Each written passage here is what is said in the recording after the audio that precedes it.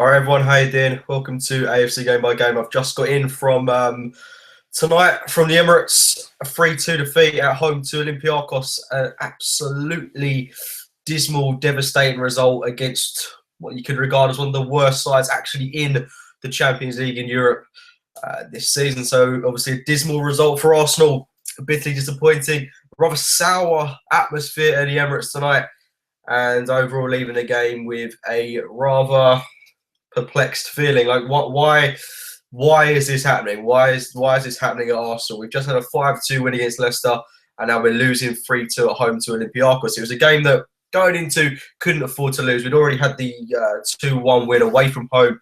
To a loss, should I say? I wish it was a win away from home against Dynamo Zagreb in the Champions League. And we went into this evening with confidence on our shoulders. We'd had a 2-1 win against Spurs. We'd had a good confidence-boosting win against Leicester at the weekend.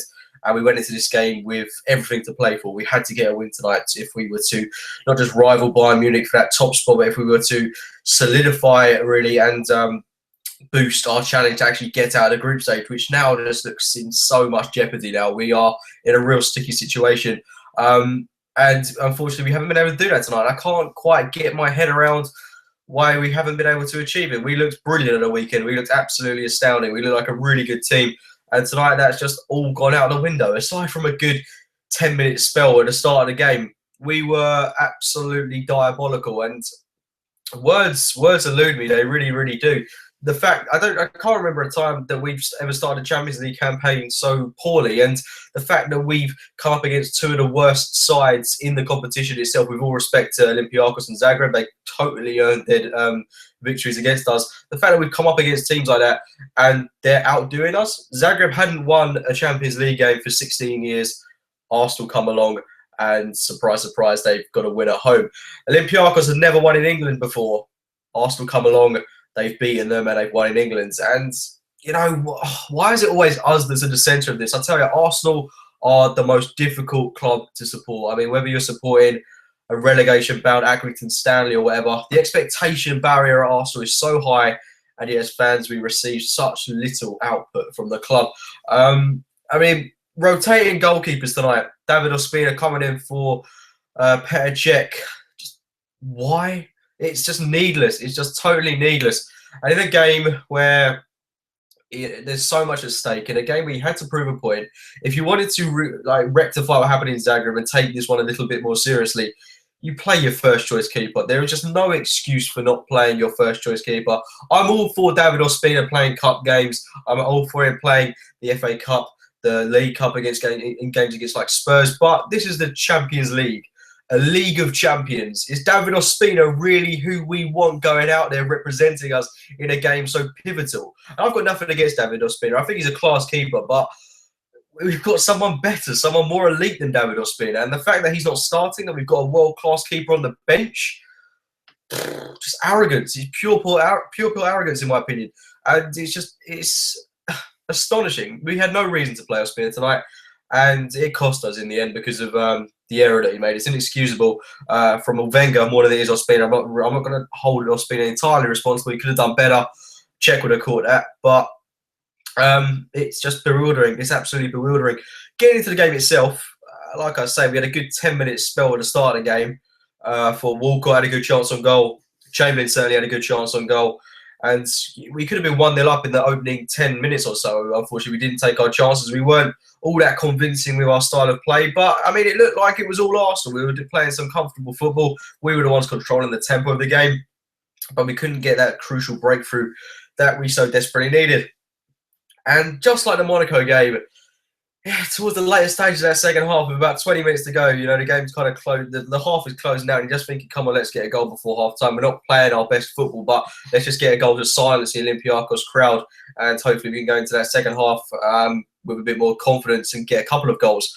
Unfortunately, just like Monaco, we conceded a deflected goal, which was just another set piece again. Absolutely disgraceful defending from Arsenal once more. Just the fact that they allowed Olympiacos to have so much time on the ball. Who was it that picked up? It was F. Pardo, or a fitting name, I think you'll find. Picks it up and it deflects off, I think it was Chamberlain, but I may be wrong on that one. I'm not too sure. And then we claw a goal back a few minutes later through Theo Walcott, which it's again conceding a goal to really spark us into life, which is an underlying problem, I think.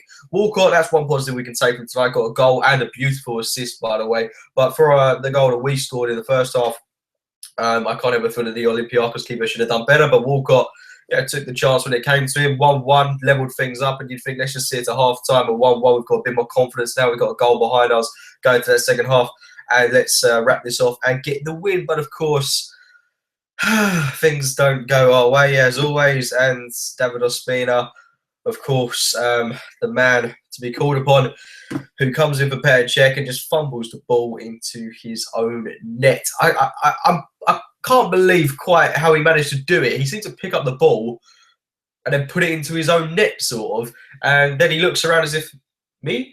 I'm the guilty one? Like, yes, you just put the ball into your own net. It was very poor from a goalkeeper that I would have thought was on a lot of money. So I do expect better from Ospina, but then again, I'm going to question the manager for not bringing in Petr Cech, who bringing in, he should have started the game. I'm not going to mention it anymore because it's not worth talking about, because what's done is done, but we all know who should have played tonight. It should have been Petr Cech ahead of David Ospina. Bitterly disappointing on that front, and it cost us in the end because we couldn't even make it to half-time at 1-1, and already a team selection choice has cost us in the match.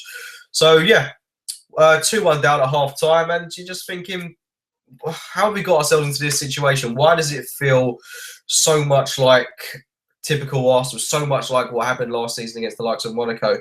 Come out in the second half, and we I will admit that we did play some good stuff. We looked rather drastic in our play going forward. We did some really nice attacking moves for the likes of Theo Walcott, etc. But Olympiacos had a reason to defend, and they played very well defensively against us, weren't really allowing us any time on the ball. But we did get a breakthrough finally through Theo Walcott. Also, the refereeing display tonight was, I'm not going to say stupid, but it was definitely questionable. I mean, the amount of yellow cards he was dishing out both ways, both for Olympiacos and for Arsenal. The offside decisions were a bit questionable. Sanchez got a yellow card, I think, for disputing something. I think Ozil got a similar one. Silly cards to pick up. As professionals, they should know not to do that. But yeah, definitely a lot went against us in that sense. But yeah, like I say, we did get a goal back to make it 2-2 for Alexis Sanchez. It was a lovely bit of play, capped off by the Chilean himself. Lovely ball over the top by Theo Walcott, and Sanchez gets his head on it. Really good in the air, actually, Sanchez, which is something that I think is a bit underestimated in his play. Did really well to get into that space, plant it in the back of the net, and make it 2-2. But that didn't last long, as you can predict with Arsenal. And they do say you are at your most vulnerable when you've just scored, and that was proven tonight. And it was just, I can't get my head around how we allowed Olympiacos to have that much time on the ball, and they just carved us apart. They absolutely carved us apart. It's a really nice goal. I mean, considering you could say we were unlucky on the previous two, this one was actually a really well worked goal from Olympiacos. It was Cambiasso that lofted the ball over the top. I think it was Gabriel, and then the wingman comes in behind, plays it across, and some guy that I think had one goal in La Liga last season. What's his name? Because he had a great name, Alfred Finn Bugasson. Bloody Alfred comes along and puts it in the back of the net to make it 3-2 to Olympiacos. And at that point, it's just, are we going to come back? Are we going to make it 4-3?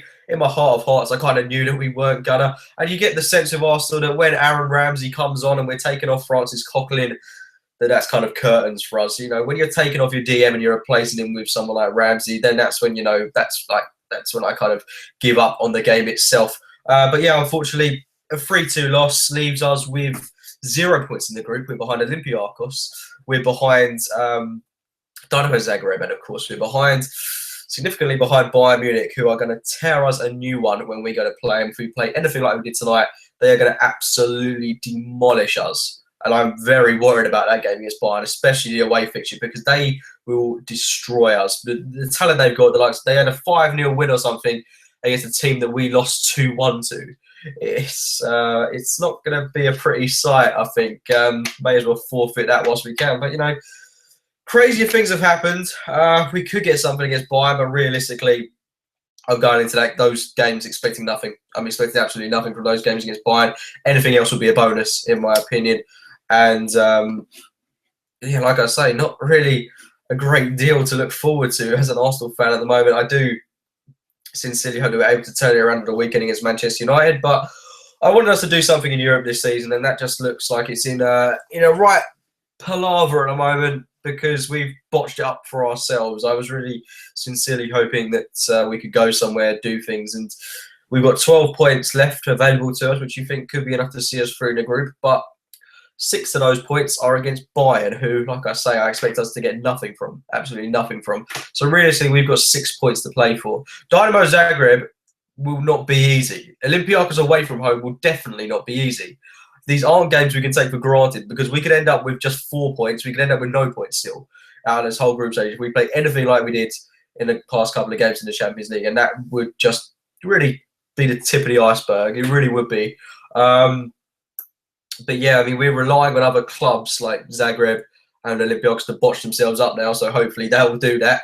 I sincerely hope that you've got to hope that those two teams draw and then Bayern do them over. And then we beat both of Zagreb and Olympiacos and hopefully we can get a draw or something against Bayern. But overall, tonight has been a bitter disappointment. And I'm a bit embarrassed by the club, I think, tonight. Because despite Chelsea losing, etc., it's Olympiacos at home. It's Olympiacos at home. And I don't feel at all confident going into the game against United. If we'd have beaten Olympiacos tonight, then I'd actually feel pretty good going into the game of the weekend. But it's just left me totally deflated, in truth. And that's why I think I'd rather have done a post-match reaction kind of thing as opposed to doing a review, which, by the way, I'll have a more formal review uploaded tomorrow at some point. I don't know when, but I'll get around to doing that. If you can see, I've got my tripod set up in the background, but I just, to be honest, couldn't be bothered to do it. So I'll get that sorted out for you tomorrow. But tonight, the feeling at the moment is just utter bewilderment, disappointment. I don't really know what else to say. Just like, if you ever need a reason to be depressed, Arsenal is the solid solution. I mean, who needs nightmares when you've got Arsenal? But yeah, bitterly disappointed tonight. I can't get my head around why we're changing keepers. I can't get my head around why we're not playing our strongest lineup in games that we must win. I'd sooner have got 6 points out of these 2 games than beating Spurs. In truth, I'd rather we'd have lost at White Hart Lane than just not got nothing in this competition, because it's the worst I've seen us start a Champions League campaign in a good long while. I don't know why we're rotating keepers either. Wenger, it's questionable because he's never done stuff like this before, and it is seriously questionable. I'm not going to say Wenger out. I've never openly come out and said that I'm a Wenger out kind of person, but I could totally understand why people would bring the guy under scrutiny because it just doesn't make sense. Arsenal fans, it's an evening game, so it's not the easiest of games for people to get to. But a lot of people travel to the games, like myself. I got in at like 11:30 tonight. I'm pretty knackered, and it's kind of ruined my day, in truth. But I would sincerely hope that we're able to put it right at the weekend against Man United. But again, United, we've got an awful record against them. We beat them once in the FA Cup last season, and in the past couple of games I've seen against United at home, we've lost 2-1 against the worst United team I've ever seen last season. We've drawn 0-0, we've drawn 1-1, and we've lost 2-1 again. So I'm not confident for the weekend. And tonight has just filled me with total misery and despair. But let's look on the bright side. Walcott got a goal, and that's the only bright side I can take out of this. But anyway, guys, apologies that I haven't done a formal upload. Oh, look, you can see me in the background. Crazy. Yeah, I will do a more formal upload tomorrow at some point. Don't know when, but yeah, I just thought I'd do this to get this off my chest as such. Embarrassment this evening from Arsenal, and let's go out there against United and hopefully get 3 points under our belt. Thank you to all of you that have tuned in. You've been a pleasure, and hopefully I'll get a review uploaded for you at some point tomorrow. Also, check out my Arsenal FIFA 16 career mode if you've ever got a moment. Please do have a look at that if you ever need more of a reason to be depressed by looking at Arsenal Football Club. Anyway, speak to you soon.